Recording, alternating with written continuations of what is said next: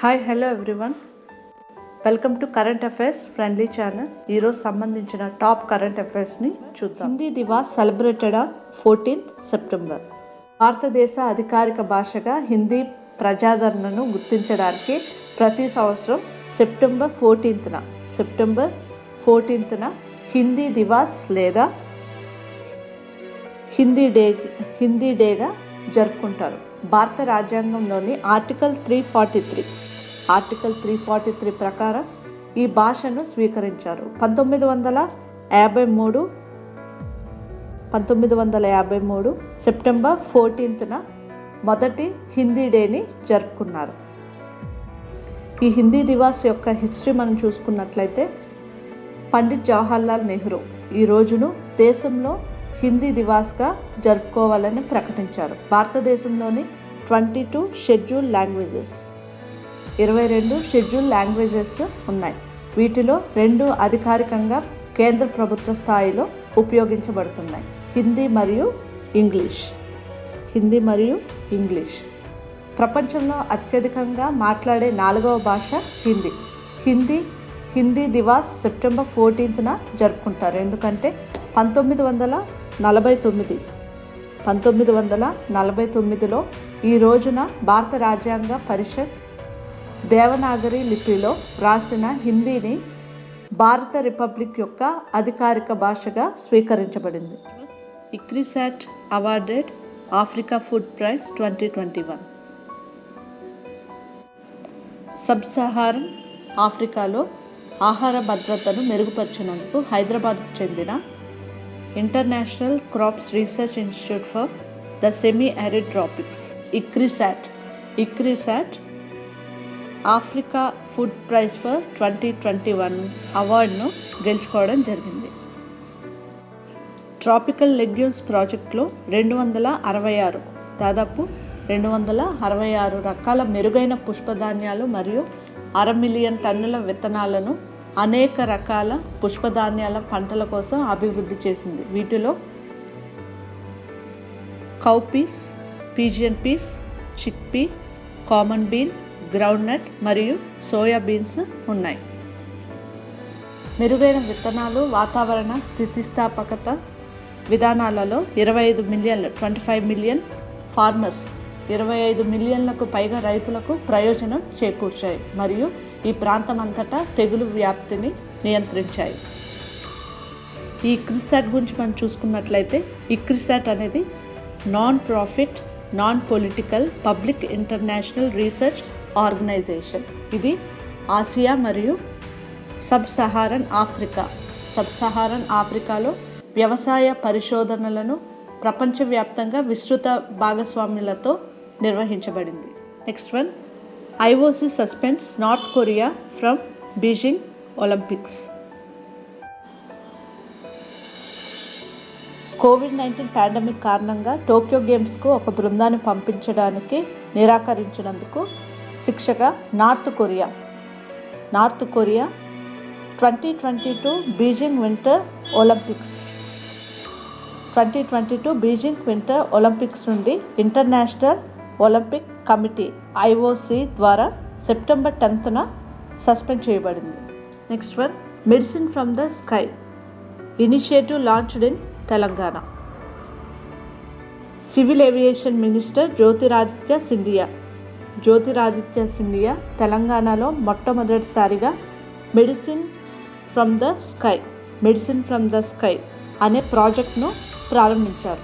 డ్రోన్లను ఉపయోగించి వ్యాక్సిన్లు మరియు ఇతర అవసరమైన ఉత్పత్తులను మారుమూలల ప్రాంతాలకు రవాణా చేయడం ఈ ప్రాజెక్ట్ యొక్క లక్ష్యంగా చూడొచ్చు. స్కై ప్రాజెక్ట్ నుండి మెడిసిన్ తెలంగాణలోని 16 గ్రీన్ జోన్లలో పైలట్ బేసిస్లో తీసుకోబడుతుంది మరియు తర్వాత డేటా ఆధారంగా జాతీయ స్థాయిలో స్కేల్ చేయబడుతుంది. ఈ స్కీమ్ గురించి మనం చూసినట్లయితే this medicines from the sky project 16 green జోన్స్లో తీసుకోబడుతుంది. 3 నెలల పాటు డేటా విశ్లేషించబడుతుంది. Health ministry, IT ministry, state government ఇంకా సెంటర్ మొత్తం కలిసి డేటాను విశ్లేషిస్తాయి మరియు మొత్తం దేశానికి ఒక నమూనాను తయారు చేస్తాయి. Next one, MS Dhoni to mentor Indian team for the T20 world cup. October మరియు నవంబర్లో యుఏఈ మరియు ఓమన్లో జరిగే ఈ టోర్నమెంట్కు టీమిండియా మాజీ కెప్టెన్ MS ధోని మార్గదర్శకత్వం వహిస్తారని BCCI ప్రకటించింది. అతను ఆగస్టు 15, 2020న అంతర్జాతీయ ఇంటర్నేషనల్ లిమిటెడ్ ఓవర్స్ క్రికెట్ అంతర్జాతీయ పరిమిత ఓవర్ల క్రికెట్ నుండి రిటైర్మెంట్ ప్రకటించారు. 2019 ICC వరల్డ్ కప్ సెమీఫైనల్లో న్యూజిలాండ్తో ధోని చివరిసారిగా భారత్ తరపున ఆడారు. చెన్నై సూపర్ కింగ్స్కు నాయకత్వం వహిస్తున్న ధోని 3 సార్లు ఐపీఎల్ క్యాప్టెన్ విజేతగా నిలిచారు మరియు 3 ప్రధాన ICC ట్రోఫీలను, వరల్డ్ T20 ఛాంపియన్స్ ట్రోఫీ మరియు వరల్డ్ కప్ను కూడా సాధించడం జరిగింది. Next one, a book title human rights and terrorism in India by Subramanian Swamy. BJP MP Subramanyam Swamy human rights and terrorism in India అనే పుస్తకాన్ని రచించారు. ఇది రాజ్యాంగం అనుమతించిన మరియు సుప్రీంకోర్టు సమర్థించిన సహేతుకమైన పరిస్థితుల్లో తీవ్రవాదంపై పోరాటాన్ని మానవ హక్కులతో మరియు ప్రాథమిక హక్కులతో ఎలా సమన్వయం చేయొచ్చో దీని ద్వారా మనం తెలుసుకుంటాం. ఈ అధ్యయనం యొక్క థీసిస్ టెర్రర్ అరికట్టడానికి భారతదేశం ఒక దేశంగా గుర్తింపు భావనను పెంపొందించాలి. 1999లో ఆఫ్ఘనిస్తాన్లోని కందహార్లో హైజాక్ చేయబడిన ఇండియన్ ఎయిర్లైన్స్ ప్రయాణికులకు బదులుగా 3 భయంకరమైన ఉగ్రవాదులను విడుదల చేయడం భారతదేశ ఆధునిక చరిత్రలో తీవ్రవాదులకు వర్స్ట్ క్యాప్చులేషన్ అధ్వాన్నమైన లొంగుబాటుగా చెప్పొచ్చు. Next one, India and US launch the climate action and finance mobilisation dialogue. భారతదేశం మరియు అమెరికా సంయుక్త రాష్ట్రాలు USA climate action and finance mobilisation dialogue CAFMDని ప్రారంభించారు. ఇది వాతావరణం మరియు పర్యావరణంపై భారత్ అమెరికా ద్వైపాక్షిక సహకారాన్ని బలోపేతం చేస్తుంది. ఈ సంభాషణను union minister for environment, forest and climate Bhupender Yadav మరియు US special presidential envoy for climate mister John Kerry న్యూఢిల్లీలో ప్రారంభించారు. CAFMD గురించి మనం చూసుకున్నట్లయితే climate action and finance mobilisation dialogue CAFMD అనేది ఏప్రిల్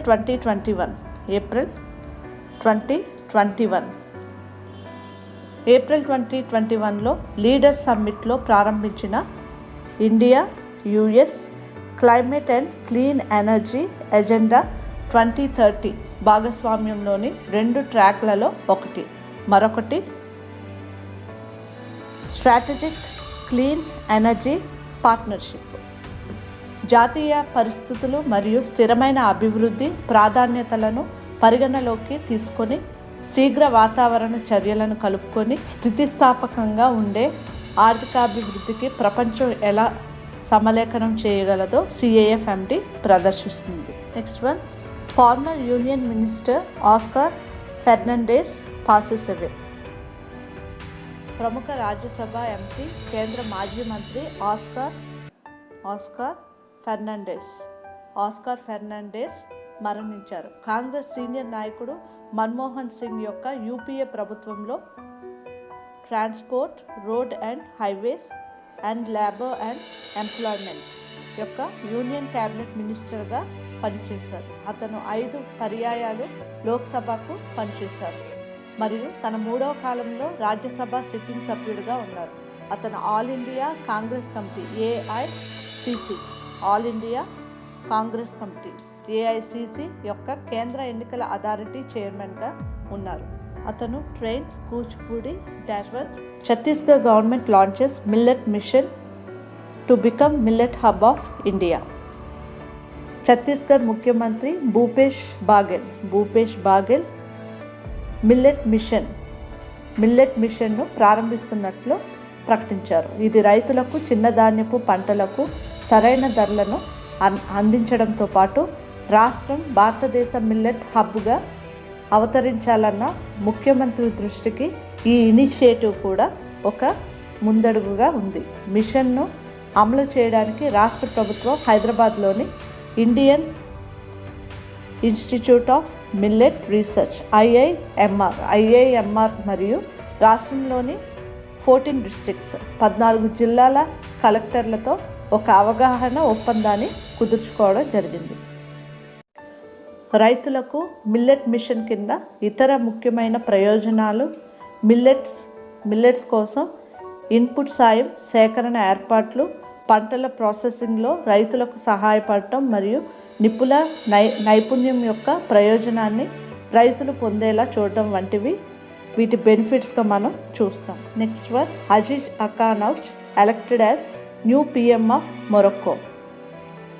మొరక్కో కొత్త ప్రధానిగా అజీజ్ అకానౌచ్ను ఆ దేశ రాజు మొహమ్మద్ సిక్స్ నియమించారు. Akhannouch national rally of independence RNI party September 10, 2021 జరిగిన పార్లమెంట్ ఎన్నికల్లో 395 సీట్లలో 102 సాధించడం జరిగింది. ఈ నియామకానికి ముందు 60 ఏళ్ల వ్యక్తి 2007 నుండి 2001 వరకు వ్యవసాయ మంత్రిగా ఉన్నారు.